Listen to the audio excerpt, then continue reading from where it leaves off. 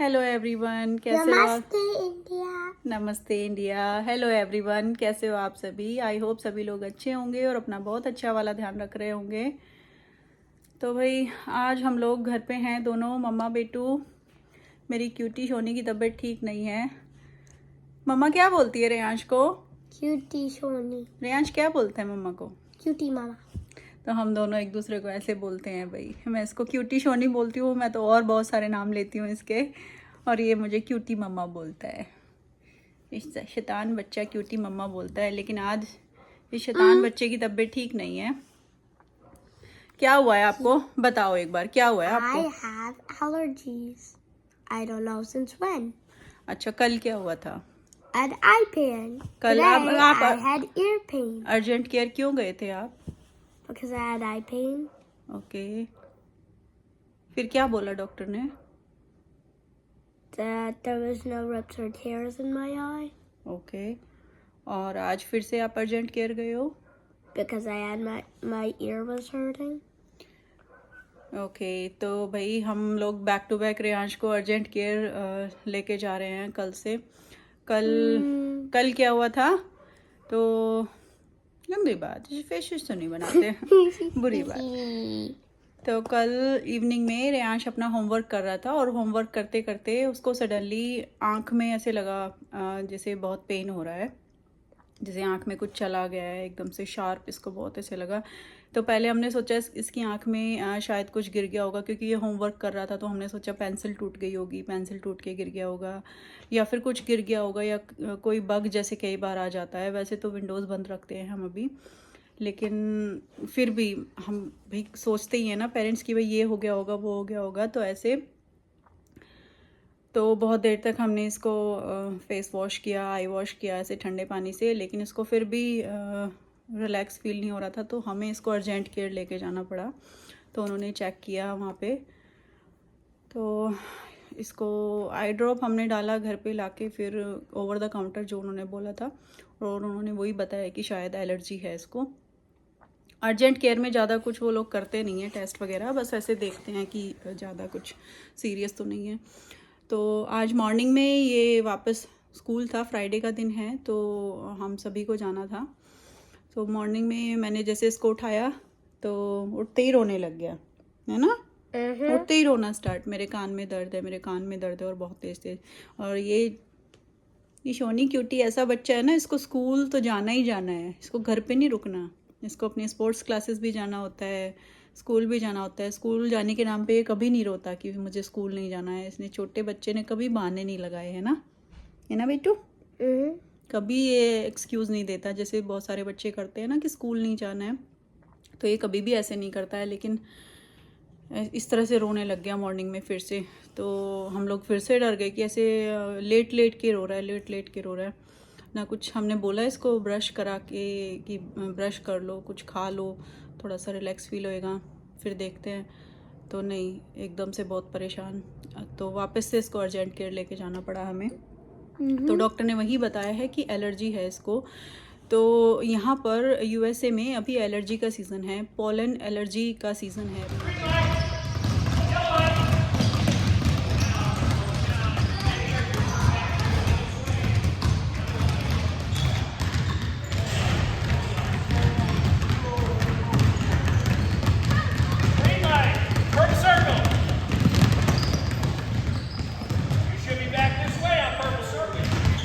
तो भाई रेयांश की शैतानी स्टार्ट हो गई थी, इसलिए मुझे वीडियो बंद करना पड़ा बीच में ही।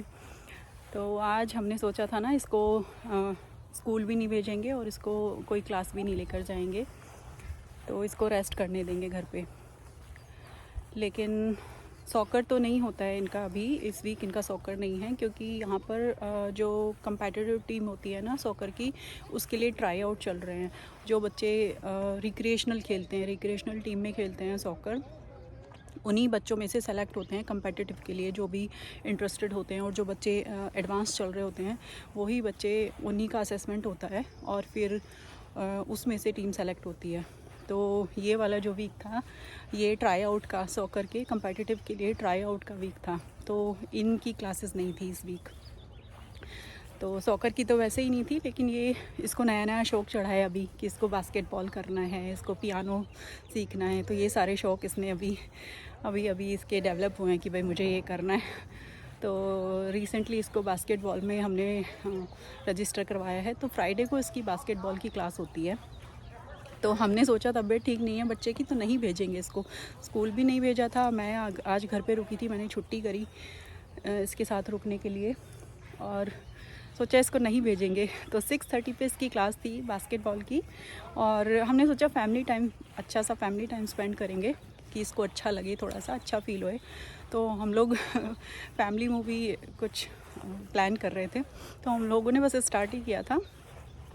6:30 पे क्लास थी और 6:10 पे भाई साहब ने बोलना स्टार्ट किया, रोना स्टार्ट कर दिया, मुझे बास्केटबॉल जाना है, मुझे बास्केटबॉल जाना है, मुझे लेके चलो, मुझे क्लास मिस नहीं करनी है।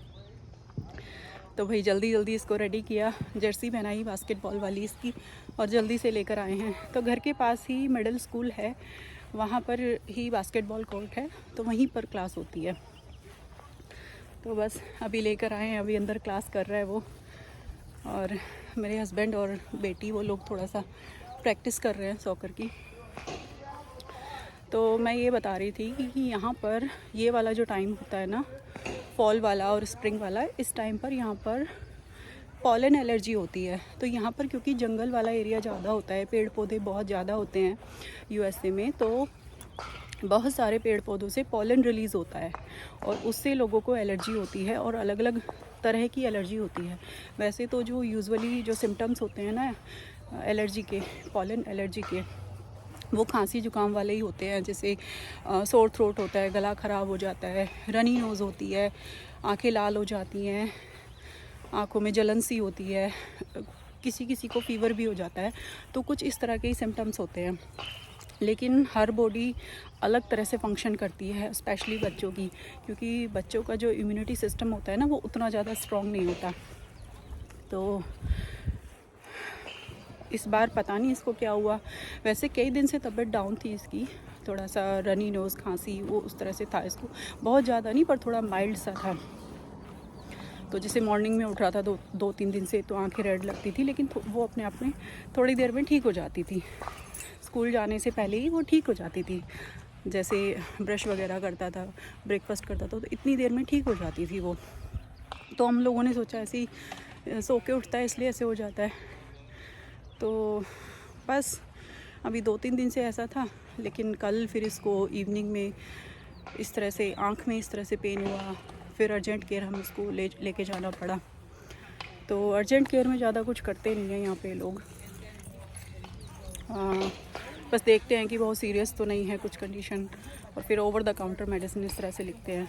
अगर कुछ सीरियस लगता है तो फिर बोलते हैं कि भाई अपने प्राइमरी केयर जो डॉक्टर है, जैसे बच्चा है तो बच्चों के पीडियाट्रिशियन होते हैं, बच्चों के डॉक्टर्स होते हैं। तो बस कल लेकर गए थे इसको, आँख में इसको पेन था, फिर आज मॉर्निंग में फिर इसने कान में बोला कि मुझे कान में दर्द है सुबह उठते ही, और बहुत तेज़ तेज़ रोने लग गया। तो वापस से इसको अर्जेंट केयर लेके जाना पड़ा, क्योंकि एलर्जी का सीज़न है और उसकी थोड़ा तबीयत डाउन है कई दिन से, ये तो हमें पता था, लेकिन ये वाला कि कान में दर्द होना एलर्जी से और आँख में दर्द होना इस तरह से, ये वाला हमारे लिए नया था, ये कुछ नया एक्सपीरियंस किया हमने इस बार। तो अब मैं क्योंकि फार्मेसी में काम करती हूँ तो मुझे पता है वैसे ही कि भाई एलर्जी का सीज़न चल रहा है, बहुत सारे लोग प्रेस्क्रिप्शन लेने भी आ रहे हैं और ओवर द काउंटर मेडिसिन भी ले रहे हैं एलर्जी की, तो ये तो पता था। लेकिन क्योंकि कान में दर्द होना ना और इस तरह से आँख में इस तरह से बैक टू बैक इस तरह से होना, तो हम लोग थोड़ा सा डर गए थे, तो हम लोग इसको लेकर गए। तो लेकिन अभी ठीक है तबीयत, थोड़ा सा ओवर द काउंटर मेडिसिन दी हैं। तो एलर्जी के लिए यहाँ पर ओवर द काउंटर मेडिसिन होती हैं, जैसे जिलटेक करके एक मेडिसिन होती है, फ्लोनेस होती है, तो वो सब आप ट्राई कर सकते हो। अर्जेंट केयर में भी जाते हो ना तो वही लिखते हैं, और अगर डॉक्टर के पास जाते हैं तो वो भी वही लिखते हैं, वही मेडिसिन लिखते हैं कि भाई अलग अलग बॉडी अलग अलग तरह से फंक्शन करती है, तो ज़रूरी नहीं है कि सभी के सिम्टम्स एक जैसे हों।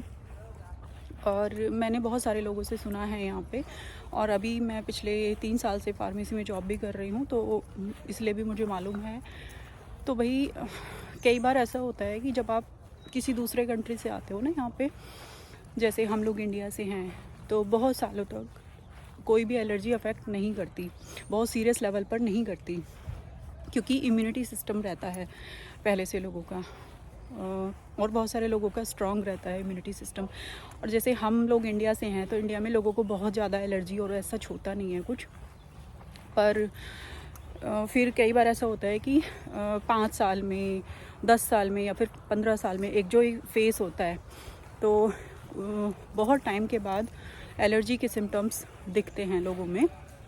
जैसे हम लोग इतने टाइम से यहाँ पे रह रहे हैं, तो हमें अभी तक इतना कोई सीरियस टाइप की एलर्जी कभी नहीं हुई। थोड़ा बहुत कुछ हो गया, खांसी जुकाम, वो तो होता रहता है, लेकिन सीरियस टाइप का एलर्जी पहले कभी नहीं हुआ। बट हाँ, इस बार ये कुछ नया था कि एलर्जी की वजह से कान में दर्द होना, बच्चे के आँख में दर्द होना, इस तरह से ये वही कुछ नया था। तो ऐसा भी हो सकता है, डॉक्टर ने वही बोला कि इस तरह के सिम्टम्स भी होते हैं, और पॉलन एलर्जी की वजह से इस तरह के सिम्टम्स कई बार बच्चों में डेवलप होते हैं, बच्चों में और सीनियर सिटीजन्स में। तो भाई, अगर आप मेरा ये वीडियो देख रहे हो और अगर आप यहाँ पर यूएस में नए हो, तो ये एलर्जी का सीज़न है, तो अब क्या कर सकते हैं इससे बचने के लिए? ज़्यादा बच्चों को बाहर का एक्सपोज़र मत दो। जैसे पार्क में यहाँ पे बहुत सारे पेड़ पौधे होते हैं, तो इस टाइम पे ज़्यादा मत जाओ पार्क वगैरह में। और अगर लेके जा रहे हो बच्चों को पार्क में, तो फिर घर आके शावर कराओ, और घर की जो विंडो होती हैं उनको बंद करके रखो, क्योंकि जो पॉलन होता है ना, वो रिलीज़ होता है तो वो हवा में उड़ता है। जैसे इंडिया में भी कई बार ऐसा होता है ना कि वाइट वाइट सा कुछ दिखता है हवा में, वाइट वाइट से छोटे छोटे से फ्लावर्स टाइप के होते हैं और वो उड़ते हैं हवा में, तो कुछ इस तरह का होता है पोलन। तो बस यही कर सकते हैं बचने के लिए थोड़ा सा, कि इस टाइम पे आउटडोर कम लेके जाओ बच्चों को, क्योंकि पेड़ों से रिलीज़ होता है, पौधों से रिलीज़ होता है ये पोलन। और अगर घर पे अगर लेके जा रहे हो बाहर, जैसे कई बार मजबूरी होती है, जैसे हमारे बच्चों की तो क्लास होती है, सॉकर खेलते हैं, तो सॉकर तो आउटडोर ही होता है, तो वो तो अवॉइड नहीं कर सकते।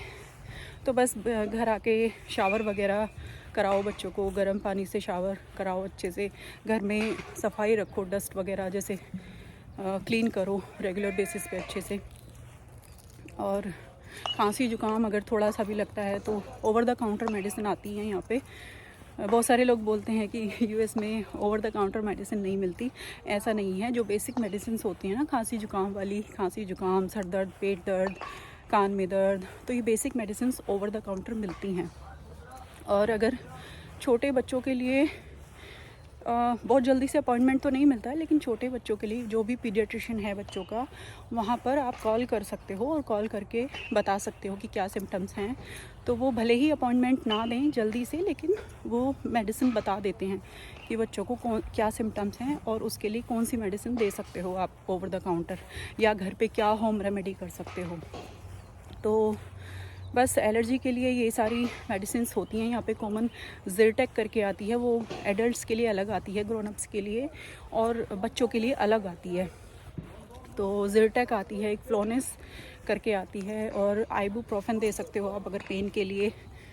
और बच्चों को कोल्ड के लिए यहाँ पे ज़्यादातर डाइमटेक करके एक मेडिसिन होती है, और एक हनी मेड करके आती है। तो ये जो माइल्ड साइड पर रहती है ये मेडिसिन, तो ये ओवर द काउंटर मेडिसिन आप दे सकते हो। और थोड़ा सा बाहर का एक्सपोज़र कम रखो, विंडो बंद करके रखो। इस टाइम पे बहुत ज़्यादा गर्मी भी नहीं होती है, तो फ़ैन चला के आप रख सकते हो, पर विंडो बंद रखो, क्योंकि फिर वो अंदर भी आता है एलर्जी का। और जैसे बच्चे स्कूल जाते हैं, तो स्कूल से आने के बाद बच्चों को शावर कराओ, हाथ मुंह अच्छे से धुलवाओ बच्चों के, अच्छे से सैनिटाइज़ करो। तो बस ये सारे प्रिकॉशंस ले सकते हैं। बाकी तो एलर्जी थोड़ा बहुत तो बच्चे बीमार होते ही हैं भाई, है ना। हमारे इंडिया में भी बच्चे बीमार होते हैं, ऐसा नहीं है। पर हाँ, यहाँ पर अलग अलग तरह की एलर्जी होती हैं अलग अलग सीज़न में। तो बस थोड़ा सा अवेयर रहने की, थोड़ा सा प्रिकॉशन लेने की ज़रूरत है। तो चलिए, मेरे आज के इस वीडियो में बस इतना ही। आई होप कुछ नया जानने सीखने को आपको ज़रूर मिला होगा मेरी इस वीडियो से। अगर अच्छा लगा है तो लाइक करना, शेयर करना, सब्सक्राइब करना चैनल को। और अच्छे अच्छे कमेंट्स भी आप कर सकते हो, अपना फीडबैक भी आप दे सकते हो। और अगर आप यहाँ यूएस में रहते हो, नए हो या काफ़ी टाइम से रह रहे हो और आप कोई अलग अलग तरह की सिम्टम्स एक्सपीरियंस कर रहे हो एलर्जी से रिलेटेड, तो वो भी आप शेयर कर सकते हो, अपना एक्सपीरियंस शेयर कर सकते हो कमेंट में। तो चलिए आज के वीडियो में बस इतना ही। मैं मिलती हूँ बहुत जल्दी एक और अच्छे से इन्फॉर्मेटिव वीडियो के साथ। तब तक आप अपना बहुत अच्छा वाला ध्यान रखिए, सेफ़ रहिए, खुश रहिए, हेल्दी रहिए और पॉजिटिविटी स्प्रेड करते रहिए। Thank you so much for watching. नमस्ते इंडिया, स्टे ट्यून्ड।